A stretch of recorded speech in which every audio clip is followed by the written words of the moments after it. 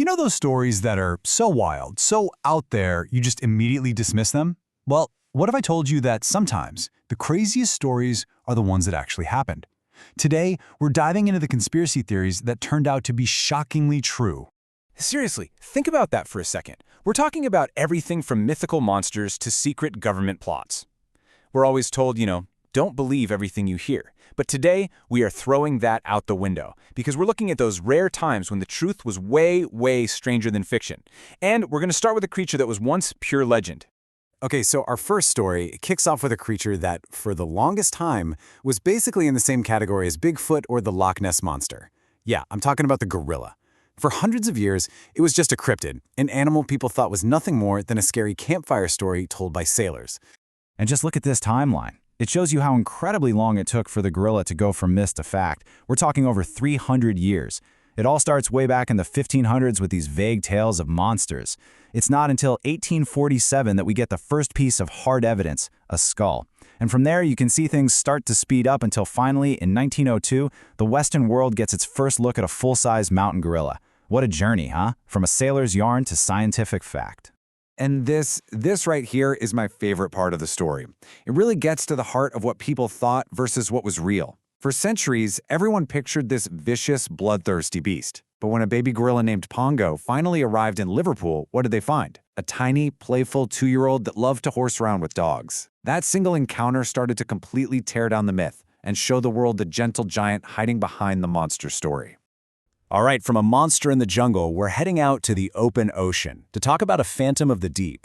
For centuries, sailors came back to port with these terrifying tales of impossible waves, literal walls of water that could snap a ship in half. But for just as long, the scientific community basically said, no way, you're making it up. So you had this massive disagreement. On one side, you've got generations of sailors, people who live on the water, reporting these monster waves, some over 100 feet tall. And on the other side, you had science, and the consensus was crystal clear. Basic physics makes it impossible for a wave to get bigger than about 30 feet. Every single eyewitness account was just written off as fantasy. And then this happened. It's New Year's Day, 1995, on an oil platform called the Droughtner, way out in the middle of the North Sea. A laser wave sensor is just humming along, doing its job. And on that day, it recorded something that science had insisted for centuries just could not exist. 84 feet. That's how big it was. The Droughtner wave. It was the very first, undeniable, instrument-recorded proof that the sailors hadn't been lying. They'd been telling the truth all along. The rogue wave was real. So what is a rogue wave exactly? Well, it's not just some big wave. As you can see here, it's a total statistical freak. It's a wave that's more than double the size of all the other waves around it, and it can come out of nowhere from a completely different direction. And just like that, hundreds of unexplained shipwrecks throughout history suddenly had a terrifying and very real new explanation. Now, our first two stories were about discovering things in the natural world. This next one, this is different. This one is about a conspiracy that was actually a deliberate and deadly government policy hiding in plain sight during America's Prohibition. So during Prohibition, the U.S. government came up with a pretty chilling plan to stop bootlegging. They actually ordered companies to poison industrial alcohol, the kind used in fuels and solvents, with things like methyl alcohol and other deadly chemicals. The logic, which was just completely flawed, was that bootleggers wouldn't dare sell poison booze. But they were wrong. The demand was so high that bootleggers sold it anyway, and people drank it. People had been whispering for a while that the government was poisoning alcohol. But on New Year's Day in 1927, that conspiracy became a horrifying front-page tragedy. The emergency rooms at New York's famous Bellevue Hospital started to overflow with people suffering from the most gruesome alcohol poisoning. 41. That is the number of people who died at just that one hospital on that one day from drinking government-poisoned alcohol.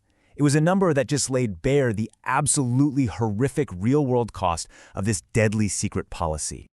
Okay, from a public policy to a top secret one. Our next story sounds like it was literally ripped from a James Bond movie script. We're talking about a secret agency, a silent weapon, and a poison that leaves absolutely no trace. So, back in the 1970s, there was this massive investigation into the CIA, and this completely wild allegation came to light. The idea of a secret assassination weapon that could give someone a heart attack? It sounded like something out of a comic book. But the investigators kept digging.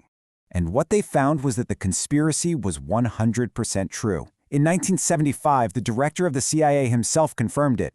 Get this, it was a pistol that could silently shoot a tiny dart made of frozen shellfish toxin. The victim would feel a little prick, like a mosquito bite. The dart would then melt inside their body, leaving just a tiny red dot. And the poison would trigger a massive heart attack that was completely untraceable in an autopsy. It was, for all intents and purposes, the perfect weapon. And here is the craziest part of all. This terrifying, almost sci-fi piece of tech was shown to the public exactly one time, during that Senate hearing. And after that, the heart attack gun just disappeared. To this day, nobody knows where it is. We're going to turn now to our final and, honestly, our most chilling story. It all started with these whispers in Japan about people just vanishing without a trace, with rumors they'd been kidnapped by foreign agents. And for years, it was dismissed as nothing more than a paranoid fantasy. This timeline really shows how the whole horrifying truth came out, piece by piece. It starts in 1978, with a young mother named Yaiko Taguchi just disappearing. Then, almost 10 years later, a Korean Airlines flight gets bombed. And this is the moment everything changes. A captured North Korean agent confesses that she was taught how to act Japanese by an abductee, and her name was Yaiko Taguchi. Suddenly, all the pieces clicked into place, and in 2002, North Korea finally admitted the unthinkable. They had been running a state-sponsored program to kidnap Japanese citizens. The Japanese government has officially confirmed that at least 17 of its citizens were abducted.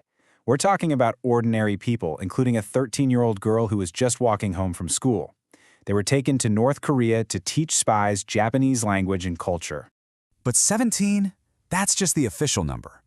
The real number is believed to be way, way higher. Some estimates go as high as 800 people. What started as a wild conspiracy theory was revealed to be a national nightmare on a scale that's just hard to even comprehend. So, from mythical monsters that turn out to be real, to phantom waves, secret weapons, and stolen citizens, we've seen that sometimes the most unbelievable stories are the ones we should be listening to. And it really just leaves you with one final, pretty unsettling question. If all of these things were once dismissed as just crazy talk, what else don't we know? What other truths might be hiding in plain sight right now?